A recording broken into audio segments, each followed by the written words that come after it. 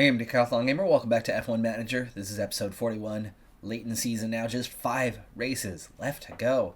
And we've, of course, already turned our focus now into next season. But our last couple car parts are going to be coming onto the car very soon. We have 18 days till the Singapore Grand Prix, so I suspect we'll have both of those new parts available for that final run of 5 races. May or may not face a penalty in one of the 5 races, as we have made our parts last really long this year with new tactics compared to how we handled it a year ago. Also a very different engine than what we had a year ago, also making a bit of a difference on that one. Here's constructor standings as things are now with just those 5 races left to go. Red Bull nearly 200 points ahead of Mercedes, well clear and well on their way to a constructor's title if they haven't wrapped it up already. I'm not doing the math in my head right now, don't care. It's not our battle. The fight for second is a tight one with Mercedes and Ferrari just 7 points apart. Ferrari closing that gap significantly in the last race.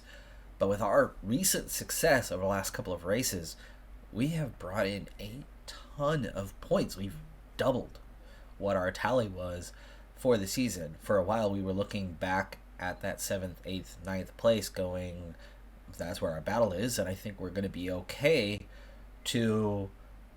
We got closer and closer to Alpine. We had actually been ahead of Alpine for a while, but that was through some of that early season luck. But between the car getting better and continually having that luck, as in wet weather, lots and lots of wet weather here in Season 2, where we had only, maybe 3 races in the rain in Season 1. The large amount of wet weather races has resulted in much higher finishes than we would have expected in the dry. And with the recent couple and strong performances, combined with the car getting that much better, we find ourselves not only back competing with Alpine, and then out of nowhere, as they were way ahead, competing with Alfa Romeo. I think Alpine's going to beat Alfa Romeo at this point, as the Alfa Romeo, the car just does not look good. Second half of this season, they've been well off the pace, out of the points almost every race. Alpine has been in the points. They have still been consistent, but we've managed to beat them in recent races. So we find ourselves ahead of both now, and by a decent margin with 176 points. Now, we're nowhere near the top 3, but with 176 points and only 5 races to go, and those last 2 upgrades coming onto the car, I have a feeling it could be close, but I have a feeling we could finish ahead of both. 4th place may be in order. I think Alpine is the bigger challenger right now, and we've got a 53-point cushion over them. Alfa Romeo, going backwards and fast, probably going to end up finishing in 6th. Feedback on the regulation changes that we had last episode. The vote to lower the cost cap by $5 million has passed, with all but Mercedes and Alpine voting in favor of lowering the cost cap. We will see a new cost cap of $136 million, which is still plenty compared to how we're spending, and compared to how they spend in real life, as a lot of the teams had to make employees redundant to stay. Some didn't stay within the budget, and at the time of recording this, still have not heard what those consequences are going to be. They haven't offered. They're negotiating what the outcome is. It's more of, do you accept blame, and then you're getting a reduced penalty for accepting blame? Okay, sure. Plea bargains. But meanwhile, our tour center has fallen into poor condition. The weekly income has dropped as a result, so we'll definitely want to get that one back up and refurbished. Do we have the cash for it? Yeah, it's not expensive, just 9 days. Let's go ahead and take that on. Our wind tunnel upgrade is now complete, doubling the facility effect. Looking pretty good. Well, not quite doubling, but almost doubling the effect. So I just remembered that one of those new car parts that we were waiting on is the front wing, which we have done 0 manufacturing of up to this point, because we have a cap of 3 and 3 projects were ongoing. We finally have an opening, 9 days until the Singapore Grand Prix. Now, if we go normal time, we save 350,000. But on rushed, it's going to give us enough parts to get them on both cars so that we get the knowledge faster and have a couple reserves for the race weekend that we can, have just in case, but also get it all done and ready for all of the 5 remaining races. And really with not much cost. It's not something I like to do very often, but at this stage of the season, I want to have it available as soon as possible. Plus, cost cap remaining, we still have 75 million. So a year from now, that would be 70 million still left, which is plenty. So let's go ahead and spend $1 million to get this going and done. For now, I'm only going to make 7, as we only have 5 races to go.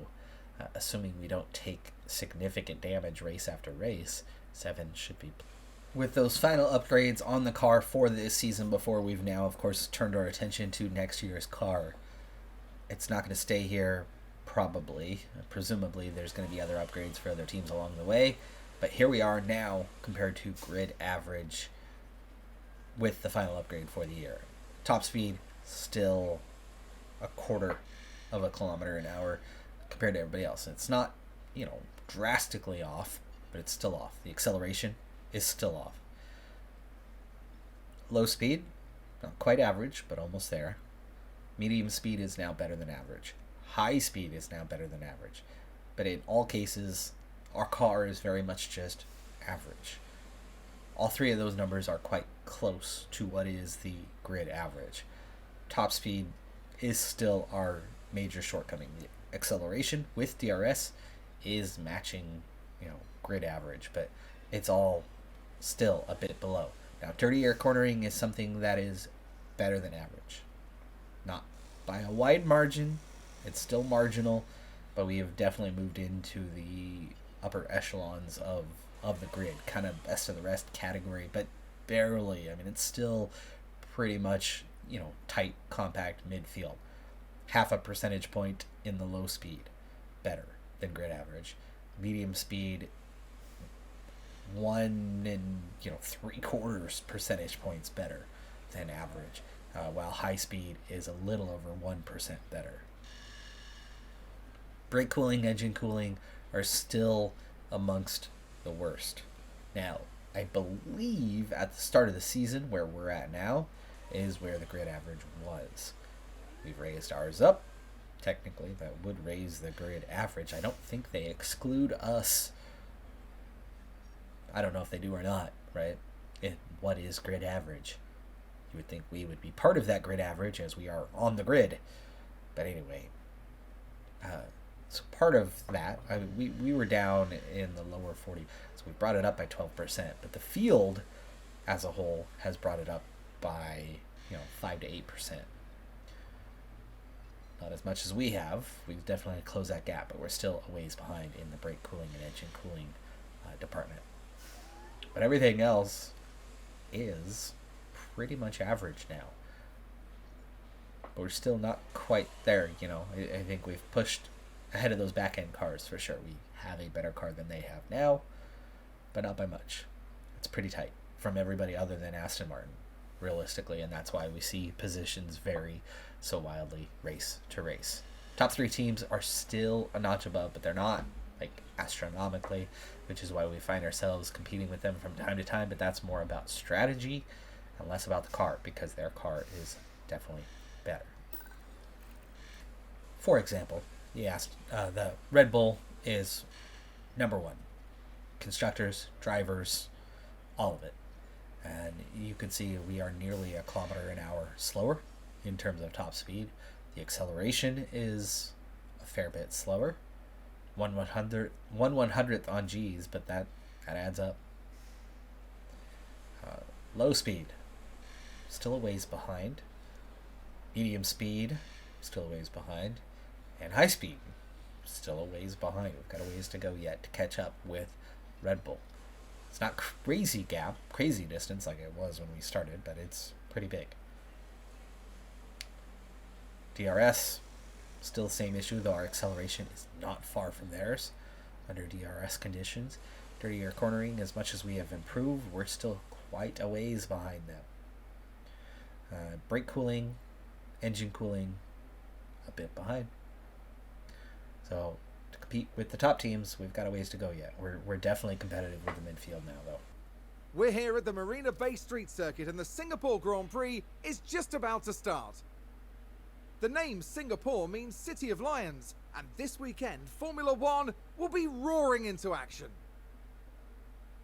The bumpy street surfaces here make this a challenging circuit for the drivers, and the humidity causes them to lose as much as 3 kilos over the course of a race.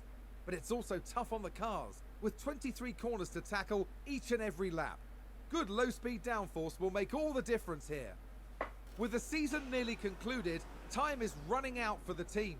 Can anyone make a last-minute breakthrough? Can the leading drivers hold on? Only time will tell. Let the weekend begin! So we're coming up on the end of FP3, and the last setup just locked in right now and optimal. So we're on 99% for Porsche, presumably 99 to 100 for Albon as well. So we've got that much locked down here in the last 7 minutes. What I'm worried about is the fact that we are 2 seconds off the pace. Now, getting the new parts on both cars was really good. We've gone from a low 70 percentile to 95. So we've almost got the car up to date with the 2 new parts. And yeah, it's too late to go back out, so we'll have to call that good. We were down to really just getting track climatization. Not perfect for either, but I think for Porsche we should have the 15 out of 15. For Albon, we probably have the 14 out of 15 in all likelihood. Enough to help. We did go through one front wing in practice as Porsche hit the wall in FP2. We had to replace that one, but we had a couple of spares, and we're now to that part of the weekend where the one spare should be just about enough to get us through qualifying and the race, you would think. And we could probably emergency manufacture one if something were to happen otherwise. But again, I'm worried about the fact that we're 2 seconds off the pace, where normally it's 1 to 1.5 seconds, sometimes even less than a second to Aston Martin. In fact, there's been certain tracks where even driving slowly, we're ahead of the Aston Martin. We're right there with them. But again, we were off the, we were backing off in terms of the engine mode, in terms of the aggressive driving to conserve parts, which is why we haven't taken any penalties all season. Also, I ran the hard compound for almost all of FP1. I ran the medium compound for almost all of FP2. But today was on softs. Still with that, yes, we're backing off and not pushing. And usually with heavy fuel loads. And today everyone was heavy fuel loads. Combination of factors means we're going to be off our given pace. But I haven't seen us this far off the pace in a race weekend before this season. So I am a little worried that turning things up will obviously close that gap, but it may not close that gap much. Last season in Singapore, we were 17th and a DNF, the only DNF. That was Albon. Porsche was 17th, ahead of the 2 Aston Martins, and he was the last car on the lead lap. The Aston Martins were a lap down. We barely made it in on that lead lap. But I do think there was a safety car involved with Albon crashing out. There might have been 1 or 2 others as well with things slowing down. But this does make me a little bit nervous. But there was a lot of crashes in practice. Vettel, outlap 2 minutes into the session, crashed out of the race. Gasly crashed late in the session. Alonso crashed out in FP2. There was lots of incidents. Plenty of cars did not get full running, so you would expect that some or many will have less than ideal setups, and that is something we do have. And we have those 2 new car parts, so we'll see what kind of difference that makes out there. But low speed corners is the name of the game in Singapore, and that's not our strength, but it's no longer a weakness. We are about 11th in low speed cornering now, so it's moved up a lot. And we do get that 15 and 14 for the 2 drivers. Porsche right at the end actually did get to the 100%. Both drivers on the 99 setup confidence, and car parts at 95. So outside of that track acclimatization for Albin, we got there. And for him, actually, he really wasn't that far off. I think that's the closest he's been all season at locking down his track acclimatization despite sitting out FP1. Of course, the other thing about turning everything down wasn't just the fact that we turned it down, but we're running a very, very worn engine, very worn gearbox, both cars.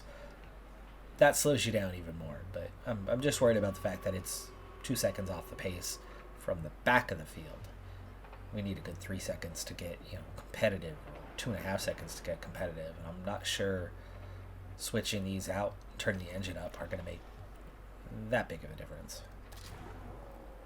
You can see how with 84% and only 5 races to go, this engine might just about make it to the end of the season. ERS wise, we've long since put away the first one, been running the second one. We did use practice for a couple sessions on the first one after, but it's so low at 19% now that we've just been running this second ERS.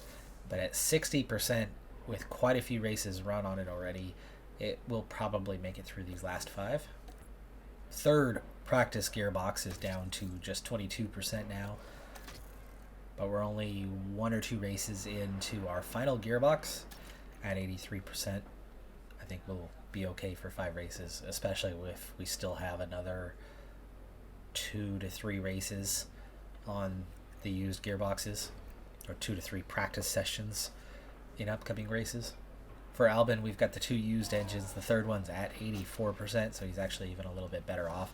He'll definitely be okay. The ERS is in almost exactly the same place, and he's still got his 35% gearbox here, and this one only just getting started at 88%. I think it's had just the 1 race on it so far. 5 races, subtract about 12% per.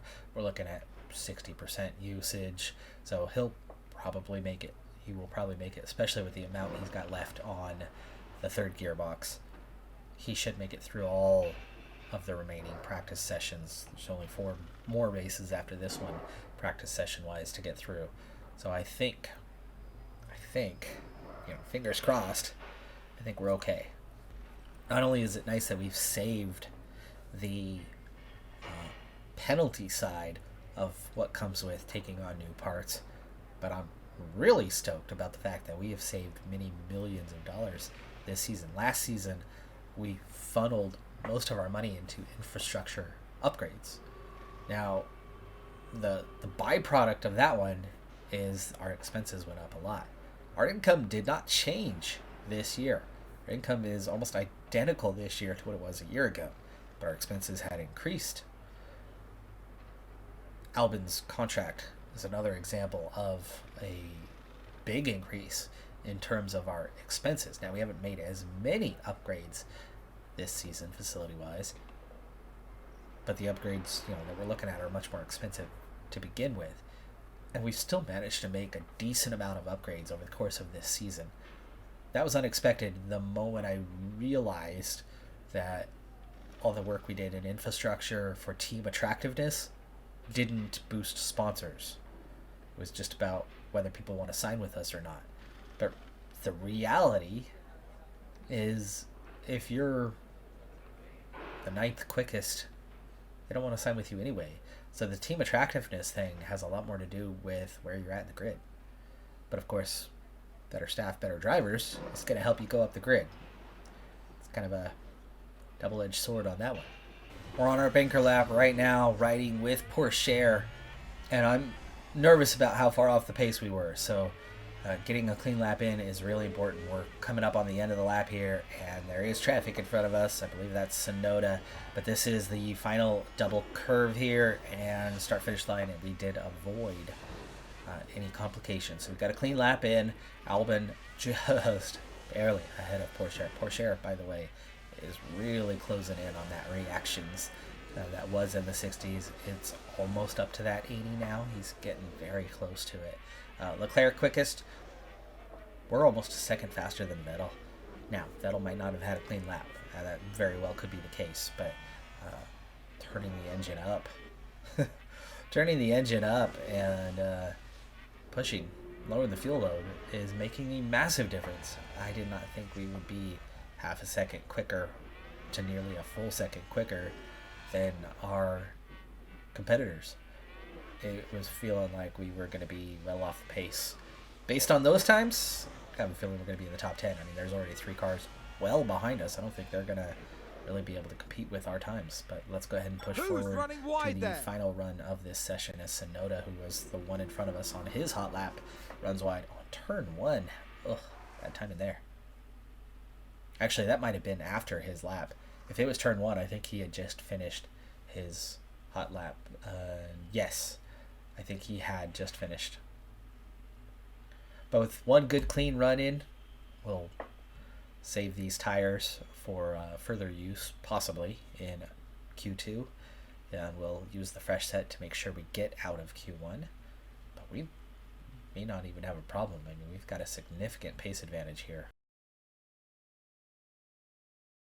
So everybody's finished their first lap. We are P8 and P9 at the moment, 1 second off of Verstappen, but well ahead. I mean, we've got 0.3 to more than half a second over the chasers. But looking down the grid, Gasly possibly and Ocon possibly, though they're both down there, but you would assume that their pace should be better than this. And then Alonso look to have had compromised laps.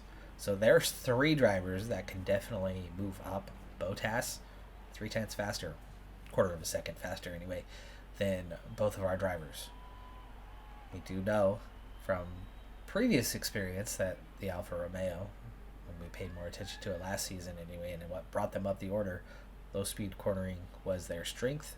Seems to still be the case because they have been, you know, a foregone memory from the points in recent races. And it looks like we're safe already. Albon, P9, Porsche jumps to P8. So both in the top 10, getting within 1 second.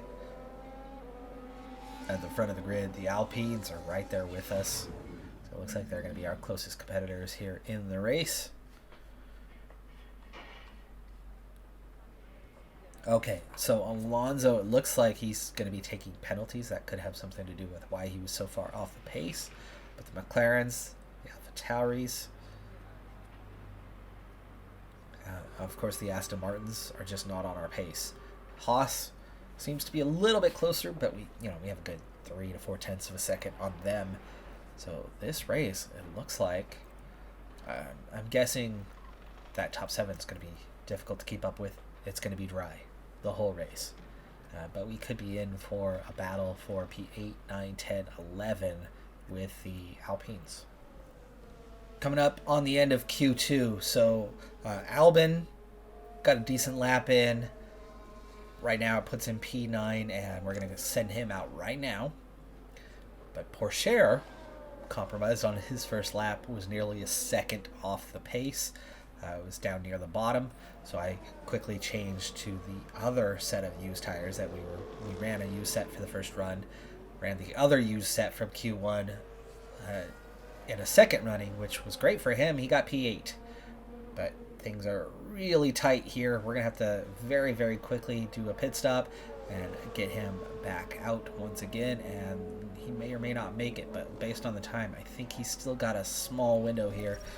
But very, very, very, very, very close call here on whether he's going to get this third run in or not. Still 2.5 minutes to go. Come on.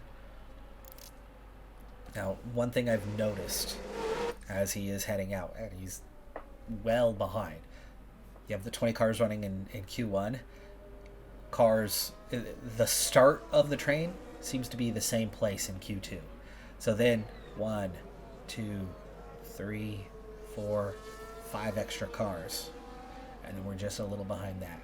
So there seems to be more of a cushion in Q2 than there is in Q1 on whether you're going to get your lap in. Now Albon's totally fine. He's getting his lap in. Porsche, we'll see, minute 50. Keep an eye on that time as he goes to get started on the lap. Russell's closing in on us pretty quick too, which that's a worrying sign about whether we're going to get the lap in inside 1 minute. 30 seconds. Oh yeah, see, he's easily making it. He had the cushion. Pourchaire gets the lap underway with 20 seconds to go, so that's good. Meanwhile, with Albin, how's he looking? Albin is green in Sector 1. Gasly is off the pace. Norris is off the pace. Magnussen slow in Sector 3. Pourchaire slow in Sector 1, though. Albin is green in both sectors. Ocon is green in both sectors. Magnussen stays P11. Norris, Gasly stay 13 and 14. That's already 3 cars behind us. Tsunoda, Zhou, the only ones we need to watch out for. I think we are going to make it, and it is looking like P8, P9 is very much where we're at this race weekend. Albin crosses the line, stays P9, does not move ahead of Pourchaire. Pourchaire was green in Sector 2. We are safe. We are safe. Gasly has crossed the line. Norris, Tsunoda, Zhou have all crossed the line. Magnussen is already done, actually, so yeah, we're good. One developing story in what we just had in Q2 is that Pierre Gasly, right? I'm expecting to compete with the Alpines. Gasly only managed 15th.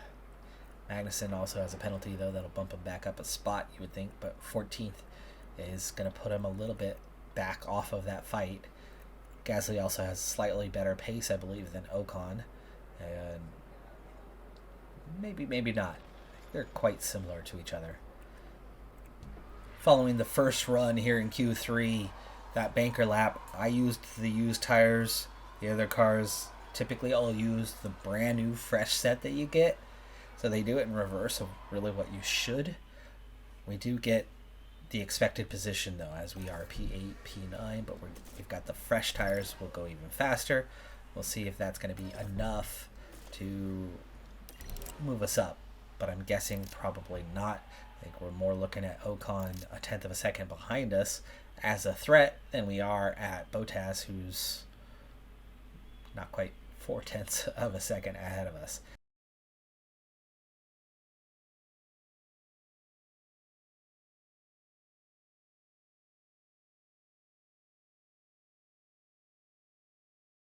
Albin, green sector 2, but Bottas was green in all 3 sectors. Russell, yellow sector 3. Checkered flag. Leclerc, yellow sector 3, so he didn't really improve his time any. Ocon stays P10, so there you go. He did not improve enough to overtake us at all. Albin, green for sector 2. And Albin crosses the line, improves, but very marginal. Just a little bit. You see Ocon improved, but he's still 5/100ths behind us. And Pourchaire also with just small improvement is all we managed. And that was what I expected. I expected the threat to come from behind, and it did. Ocon got closer on that last run, but we put in 2 solid laps, and they were very consistent. The tire's not making much difference. Actually, the soft compound tire can run a lot of laps, so they really don't fall off much at all. That's Verstappen on pole ahead of Hamilton, and then Perez, Sainz and Leclerc. Russell only P6, definitely not managing to do what his teammate did, but you can see it's very close, just 2/10 between those guys. And Bottas only a 10th off, so he will very much be keeping up with the front and probably seeing a gap open quite quickly. I mean, 4/10 of a second per lap. You can see Bottas getting away from us pretty early. If we can fight hard for the first 3 laps to get DRS, we may be able to keep up, but I'm guessing with that sort of a gap between us, it's not a 10th or 2. You can push and make up a 10th or 2. It's going to be really hard to make up 4/10. So I have a feeling we're going to be having our own train with the Alpine after a fairly short period of time. Magnussen is closer. I mean, Magnussen's only 3/10 off of what we're capable of, so not even 3/10. He's a quarter of a second down, but he's got the penalty. That's going to knock him back. But Guan Yu Zhou, not much further behind that. But it would be nice if it's only a 3-car train. because then we're looking at 8, 9, 10 running away comfortably, knowing that we're going to have anywhere from 3 to 6 points for the race weekend is something. Welcome to race day. And before we get down to it, last minute checks are being made. Qualifying went well for Williams, as attested by their strong position on the grid. Now it's all about finding that edge for the race itself. We saw a reasonably good qualifying performance from Ferrari, and they certainly have a good chance to capitalize during the race. And the weather is sunny here today, apart from a few clouds. Let's hope they remain scattered on the horizon.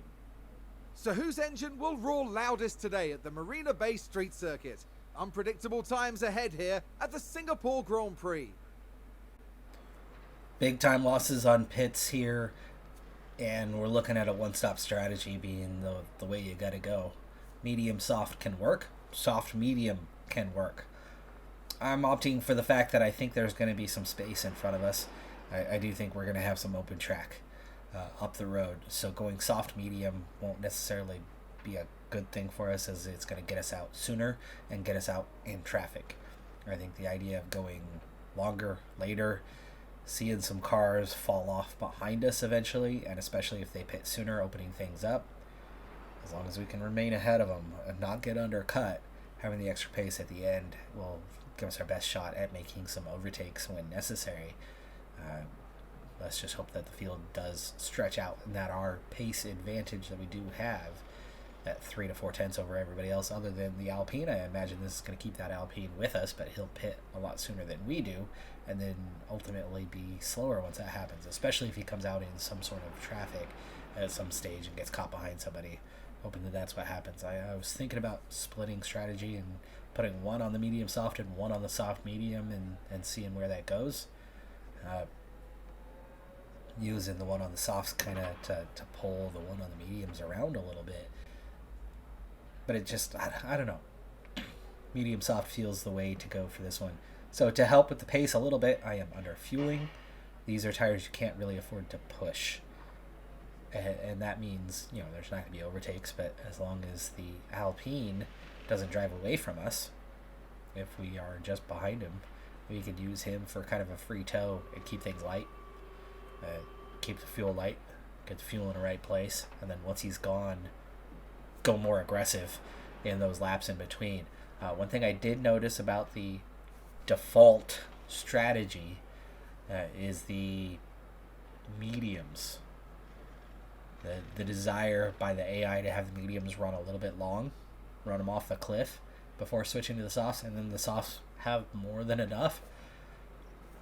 Could play as a factor if the other cars stay out a little bit too long, get down to 25% or something on the tire wear, and fall off that cliff a little bit. They could lose some pace. So we'll see if that turns out to be the case in the race, or if they pit when necessary. But you can see, even without pushing, they're only just staying above that cliff. So pace will be impacted in the last couple of laps before pitting, for sure. And others, like I said, they're wanting to pit 3-4 laps later. A partly clear night here. The drivers now lined up on the grid. Here we have Alexander Albon. With a top 10 position on the grid, this race could really go either way for them. And looking at the second Williams car, not as close to the front as they might have wished for, but we know the race order can change a lot during those first few corners. And we're just moments away now. We're just moments away from the Singapore Grand Prix. It's lights out, and away we go. And we're just moments away from hearing Crofty say we're just moments away. Yeah. This time I did not forget to turn the engine up. We are under pressure, being that we're on the mediums from the Alpine of Ocon right off the bat. And that's going to be the big test, is what is he on? He's on the softs. In fact, we are the highest cars on the grid that are on the mediums. Quite a few back runners are on the mediums, but it's less than half the field. There's definitely more than half the field out there that is running on the softs. I'm counting on the fact that being 4/10 of a second slower then even Bottas was already going to, kind of seal our fate.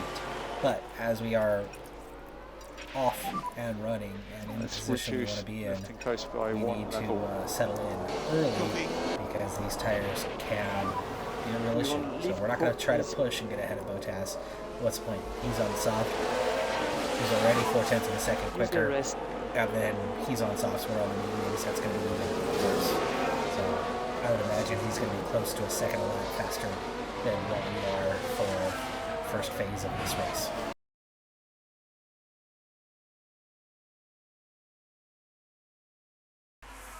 This is good. I mean, if he on the soft, if we're able to keep up with him, we can get that DRS and go along. Meanwhile, Ocon's falling off the back of Porsche a little bit. He's more than a second down.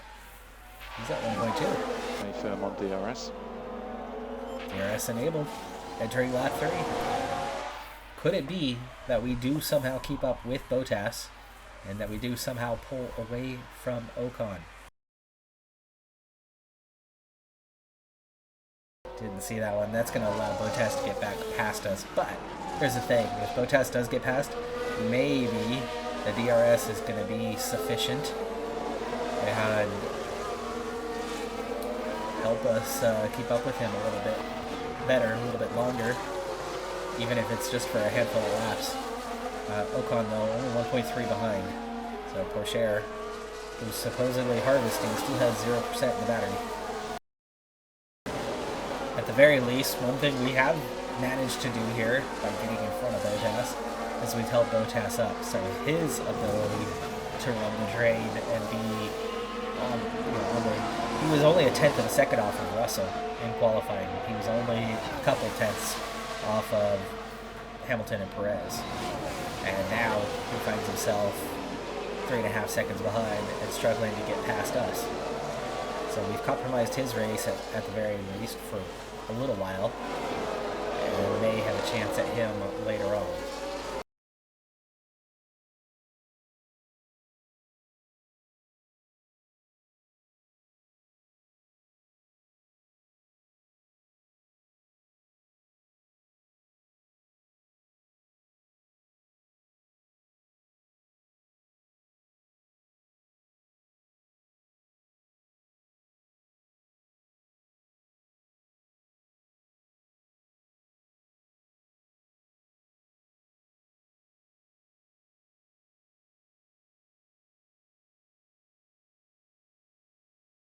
As things stand right now, Verstappen, Hamilton, and Perez have been at the front. Hamilton and Perez have swapped positions a number of times with Leclerc and Sainz and the two Ferraris, keeping up, but not competing with the front three. Russell also keeping up, though, as Perez and Hamilton yet again swap positions there. But meanwhile, we, as a group in second train, are 8 seconds off the back of that train. So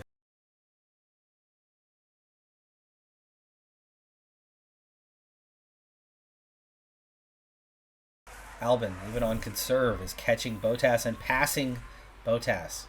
Is the effectiveness of the soft already gone? And a new position, just as he has less pace Williams. now. Soft does drop off faster than the mediums do. I'm wondering if the mediums now have better pace than the softs. Let's go ahead and turn that back up as Bottas just flew by. It does seem like we're at a turning point, a shift where the medium is now faster than the soft. And Ocon is into the pits. 1.2 behind at the moment. But like I said, I have a feeling that we are starting to be faster than the soft. So Porsche within a second. You see he did not have to push long. Turn that back down. How many guys are opting for the hard compound? We'll check on that soon, but Bottas stays out for now.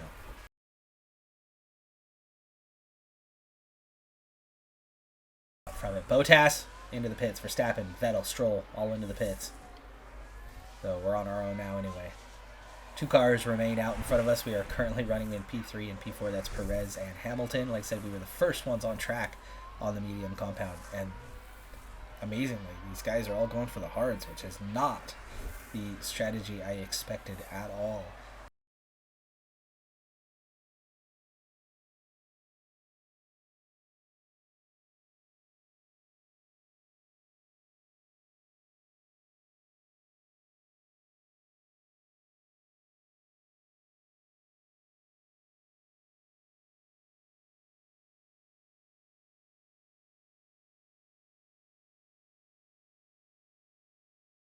Verstappen's already gotten around Albon, by the way, and it's Pourchaire who leads as we were swapping positions again and again right now. Pourchaire is the one who has come out the better. Albon, for the time being, has kept up. Gap to leader, as in Pourchaire to us. Perez, 4 seconds. Hamilton, 8. Things are starting to open up. Tsunoda, Guan Yu Zhou, just 9-10 seconds back. I don't think they've pit yet. We'll find out in a second. Leclerc, Russell, Sainz. They're all going to get held up behind those guys and lose time back to the initial point that I had. They're going to get backed up further and further. Norris, Alonso, Schumacher. There's Bottas, held up behind cars, losing time. Ricardo, Ocon, well behind, but he'll catch up and he'll continue to lose time as Verstappen goes by. Verstappen into the race lead. Pourchaire and Albon still less than a second behind for the time being. I'm not going to do anything crazy about trying to keep up, but yeah, it's not lasting long, is it? Already more than a second. Just as we're about to hit a DRS detection zone that would have helped us keep up for, one more lap, but we don't get it. It's already gone. It's already gone. It mattered just a few corners. But anyway, Bottas is being held up by a group of cars ahead of him. You would suspect that Ocon's going to close those guys down within a handful of laps, and he too will get held up. And this is the point. Our race pace is going to stay fairly consistent. We're not going to drop off much at all. We're not getting held up by anybody, but our competitors are. So when we do pit, ultimately we could come out still ahead of them as Albon challenges Pourchaire but doesn't get past on that one. And Perez is getting a little bit closer. Our pit window time loss is, they say, 29 seconds. Safety car, safety car, safety car, safety car. Too late to pit. We are already past pit road.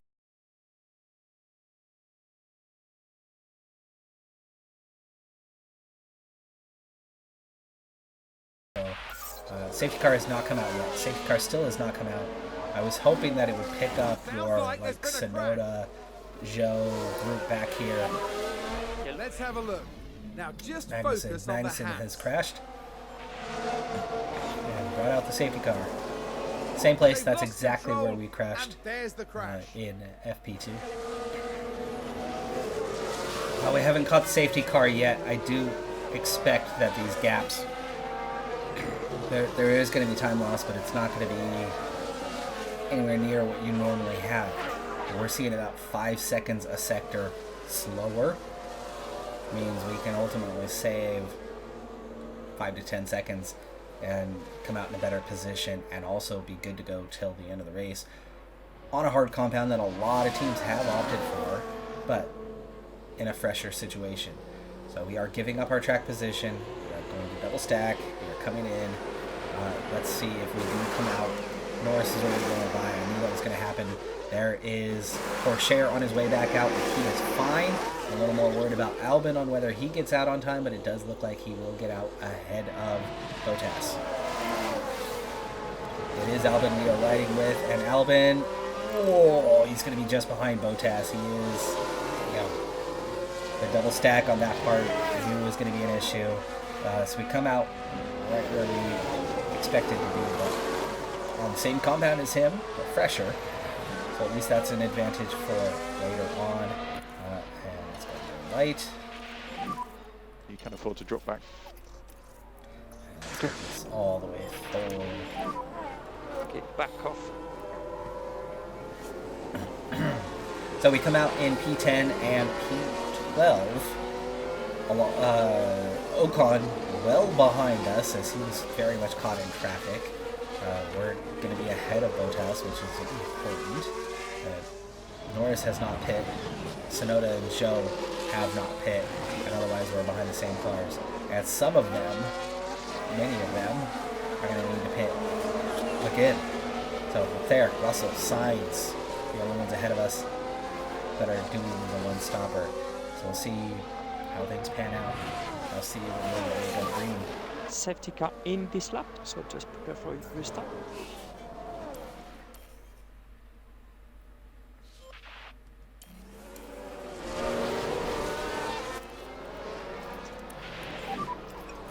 And we think you can reduce lift and coast.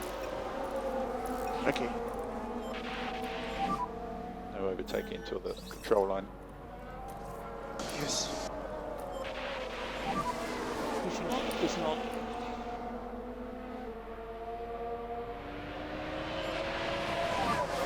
Okay, reduce lift and coast. Okay. You have the overtake. Okay, copy.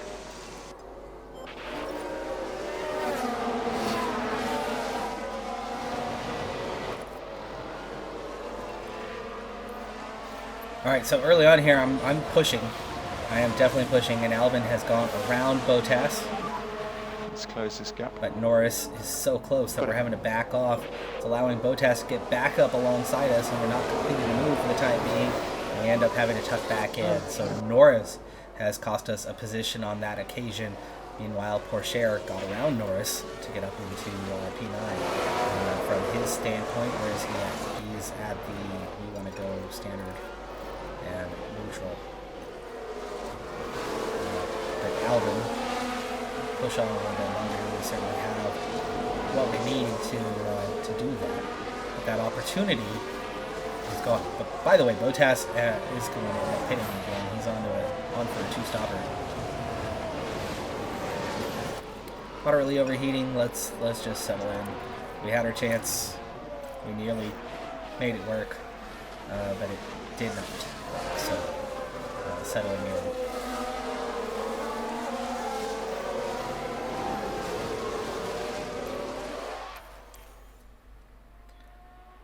Front three already pulling away from Sonoda and Guan Yu Zhou, who are holding up the other group of cars that were with those front three before, but not really competing with them. But now that they are caught behind the Haas and AlphaTauri car, they're going to lose a lot.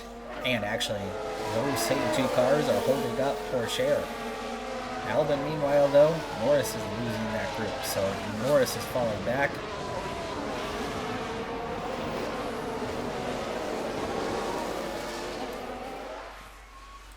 And Albin here at some point, we are probably going to have to try to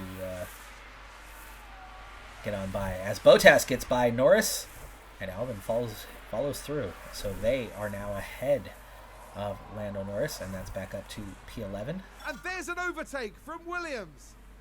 And again, there's still two cars ahead of us that have yet to even make their first stop, and then quite a few cars ahead of us that will need to make a second stop.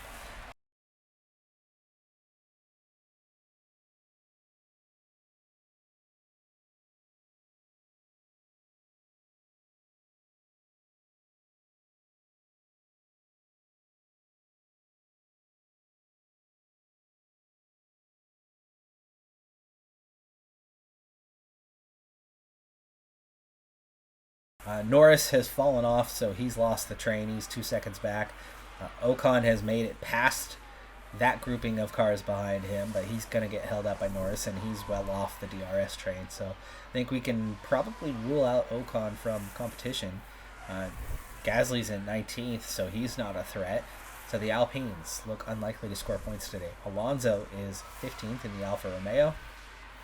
Bottas is the one right between us, sandwiched between. So we are very much in a race with Bottas and the Alfa Romeos for positioning today, but none of us look like scoring a ton of points right now, and Bottas likely needs that one more pit stop as they pit really early. So either their mediums are going to fall off really bad at the end of the race and they're going to lose a lot of pace, or they're going to require a second pit stop.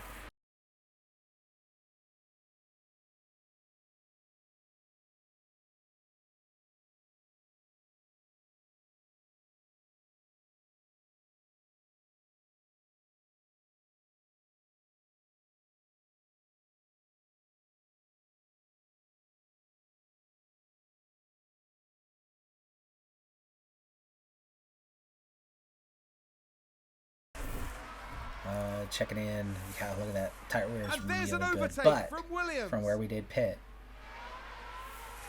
these hards aren't going to do that well on getting to the end. That's good to know, though, because those other guys pit quite a few laps ahead of us.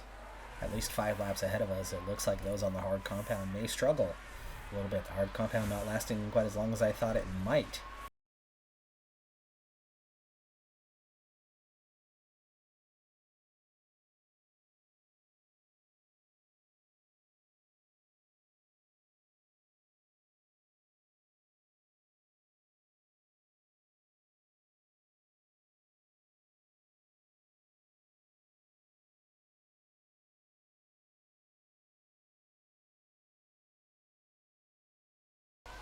Bottas, though, we've lost Bottas. Bottas at 3.4, as finally Joe Tsunoda dropping down the order, and Ocon also getting held up a little bit here. So we may or may not actually be able to hang on and battle with Russell and late in the race if that hard compound does go off the cliff for those who pit at 5-6 laps earlier than us. We could be able to overtake him and see ourselves battling for 6th and 7th.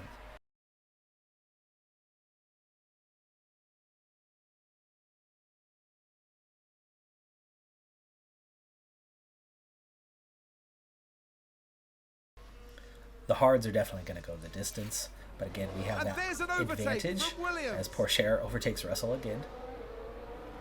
Or does he? Yes, he does. Oh, I was like, where did Pourchaire go? They crashed out. He's retired from the race.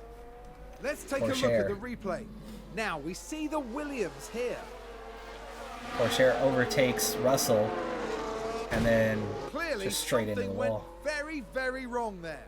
That's the bridge, I think. The team are devastated. They'll be questioning just what happened out there. Well, that's disappointing. Still have Albon. Still have one car going. Here's the He is replay. out of the race. Now we see the Williams Now, here. is it a VSC? They've taken that far too wide. Okay. I don't need to see that pain and suffering. It's full safety car. Full safety car.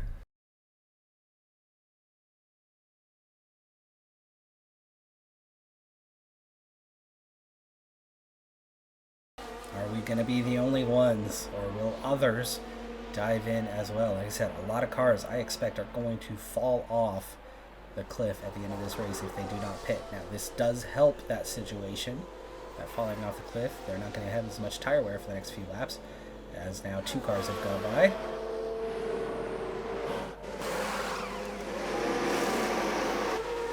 Still P10 for the time being. So P11 now as Gasly goes by.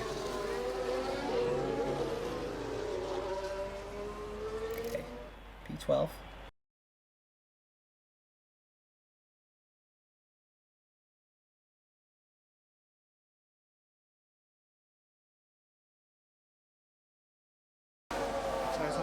Down. Okay, so from P12, we are going to resume racing here.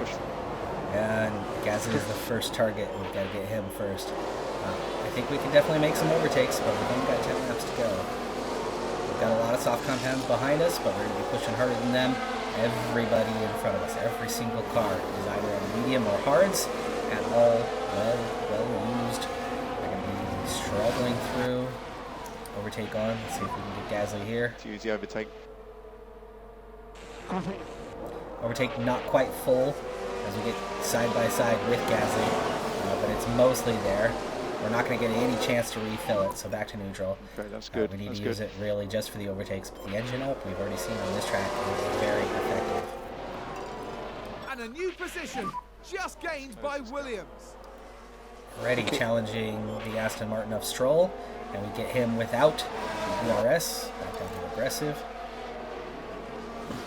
That's got us pegged for 5s, so 5s will make it to the end. 5s is in 5 dots, full pace, There's an full overtake attack from mode. Williams. So we can attack, we can push the engine probably all the way to the end, but we've already made 2 positions up in less than a lap. But we still have given up some track position here as we are back up to P10. from P7 that we were in, competing with Russell for P6.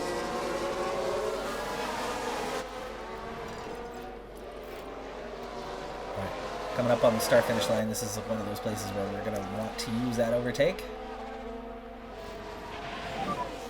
Yep, the overtake. We can get Vettel here. Yes.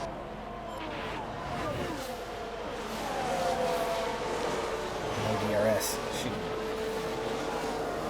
No DRS, not yet. We're getting up beside him now, though. Should have more grip coming out of the corner here, and we'll complete the move. Back up to P9. Ocon, the next target.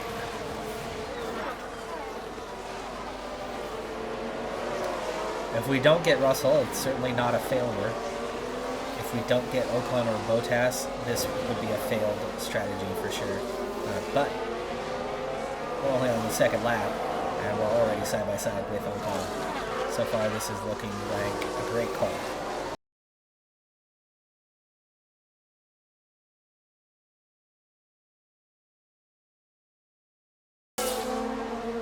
Having a look, here's where I wanted to use it. Didn't think we were going to already be up beside him, but there you go. E7. Yep, E7. sure. And we still have half a battery for the ERS. And we should close up on Russell fairly quickly here.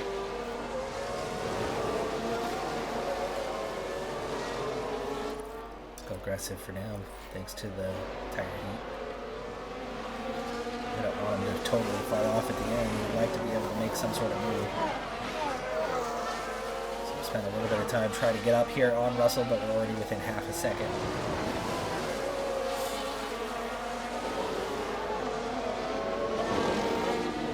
So already we're back to equal standing, and with the field bunched up, we've got a real shot at these guys.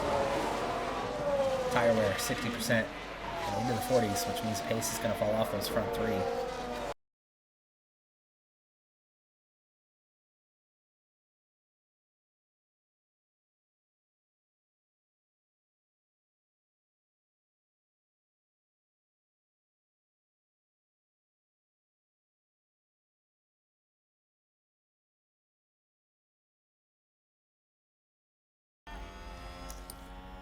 Having a look, here we go. This is a dangerous place to overtake, but we get to the inside.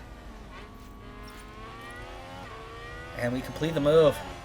We complete the move. We are into P6. So already this has paid off for us in two ways.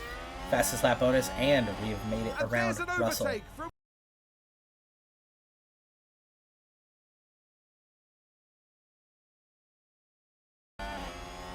This is already nearly taken care of. So we'll go back to neutral here quite soon, and we'll get another chance to push. 1 to maybe 2 overtakes are still possible.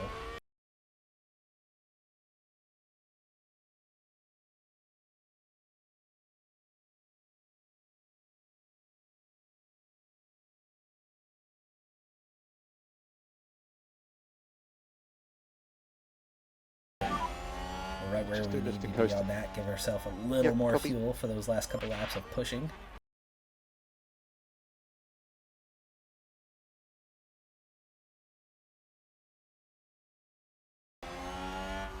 Watching the fuel. Fuel's the big one. Battery's going to just about make 2 laps if if you're only using it a little bit extra here and there when you get the opportunity. Come on! Side by side with Leclerc. And we're into P4. We're into P4.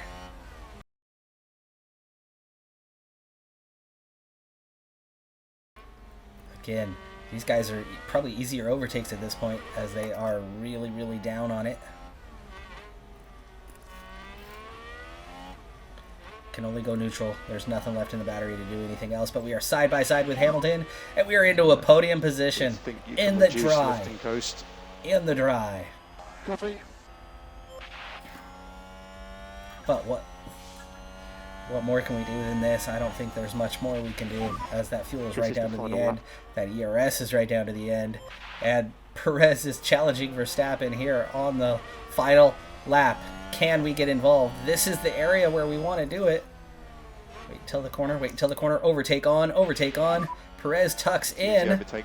And we're going to get past him. And we're going to get past. We're going to get past Verstappen as well. We are into the race lead. We are into the race lead. Okay, we want to increase lift and coast. Okay. We are into the race lead. Looks like a good move for Williams. Standard. Conserve. Afford to drop back. Make sure we have enough fuel to get to the end. We are in the race lead.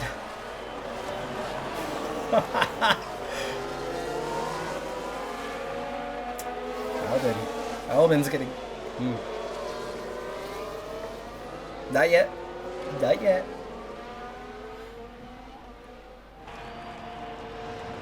Oh boy. Okay, reduce lift and coast. Yep. Back to attack. Go push. Verstappen just closed right back down on us. Hamilton got around Perez. He's got the last podium spot.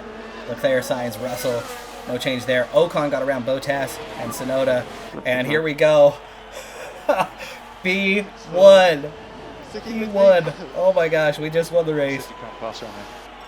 So go in lap. We rolled the dice, and we rolled a natural 20.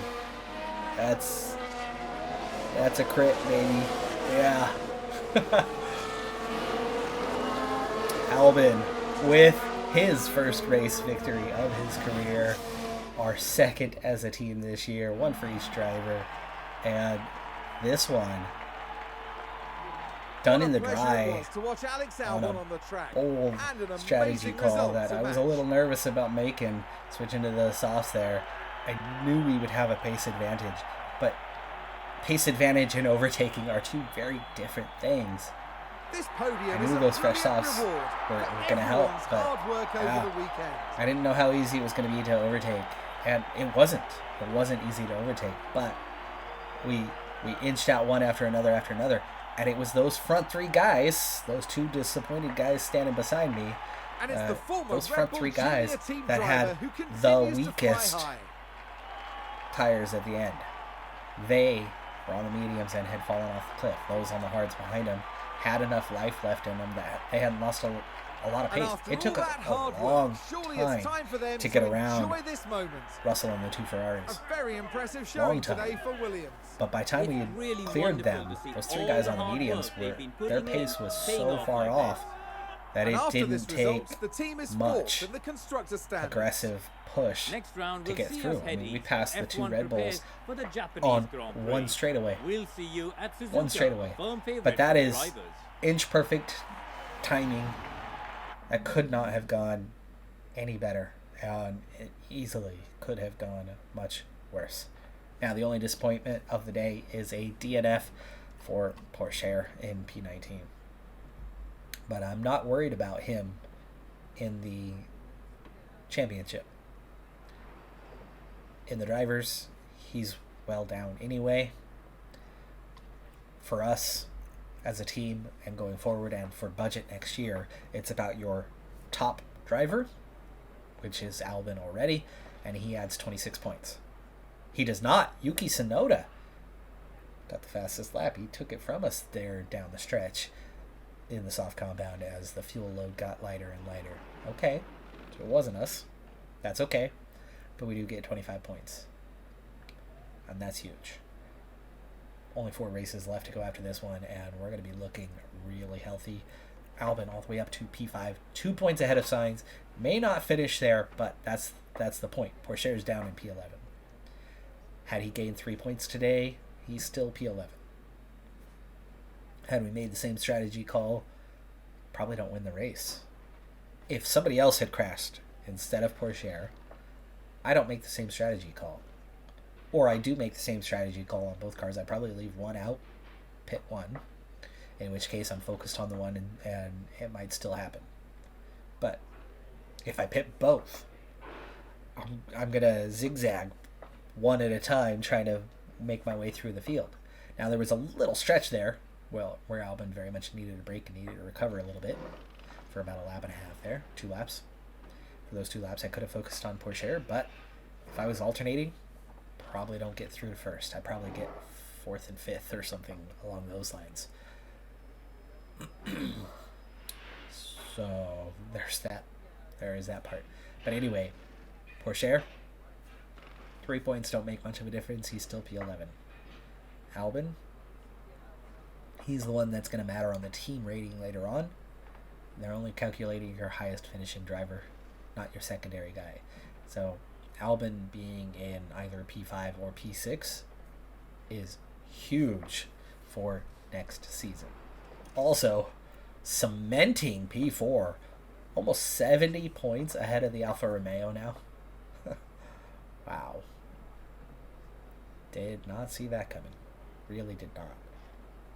That was the last of the car upgrades. Those car upgrades got us a win, sort of. The bold strategy call got us a win. But we don't get that win if we don't have the pace under the hood. This was not about wet, dry. It was all dry.